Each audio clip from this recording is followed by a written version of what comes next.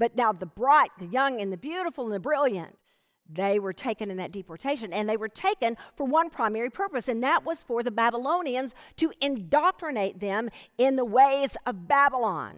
Now, if you're not going to get taken in to the ways of Babylon, you have to have resolve not to do it. And we're told that Daniel had resolve. He had resolved not to.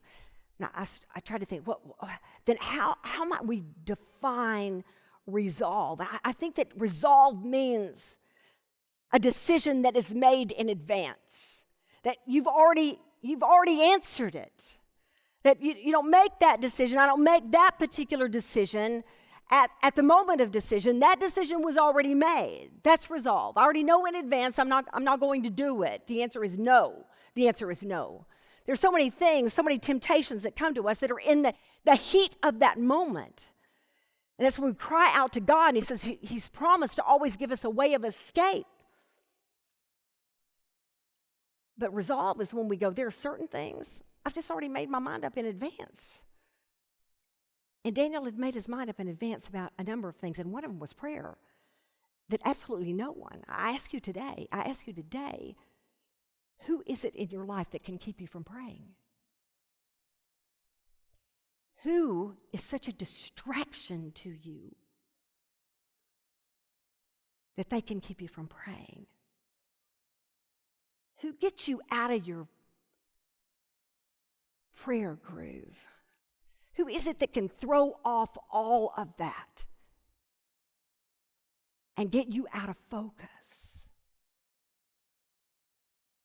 They were hoping it would be them for Daniel that would show that he would not be obedient to the edict. Now, something that's interesting here is, of course, several chapters earlier in Daniel chapter 3, we see the other three, Shadrach, Meshach, and Abednego.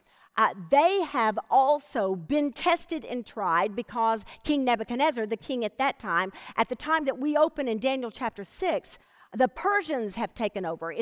Daniel is in the same city. He's still in Babylon. He's still in the same place, but it's a different empire entirely. The Babylonian Empire has been overtaken now by Cyrus of Persia, and now Darius is in rule and is in charge. And so we're now years later, and we're in this particular time frame.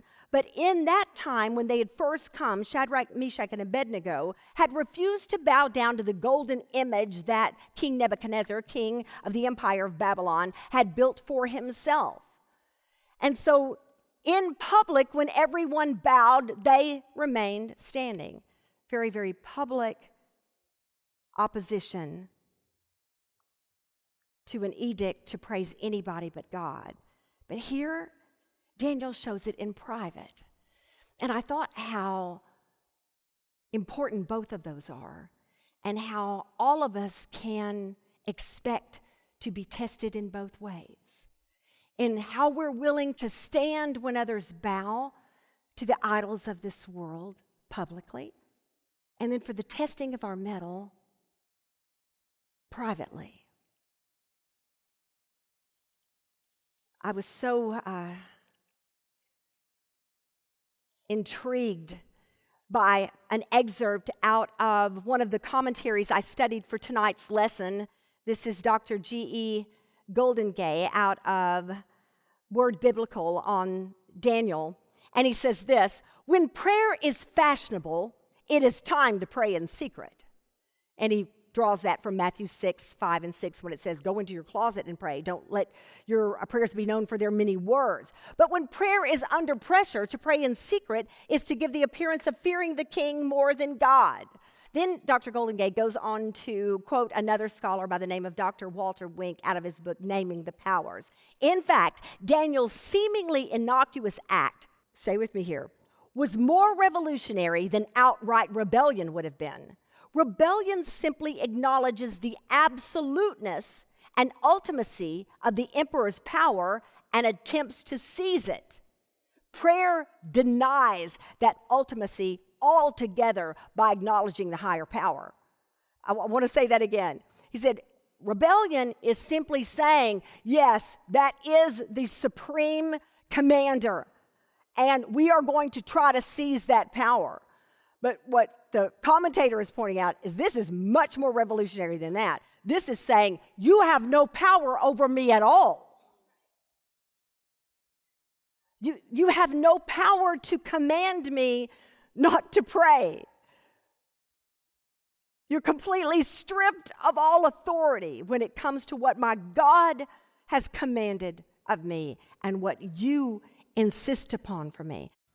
We hope this message encourages you to love and live God's Word. Click subscribe so you won't miss any teaching. Thanks so much for watching.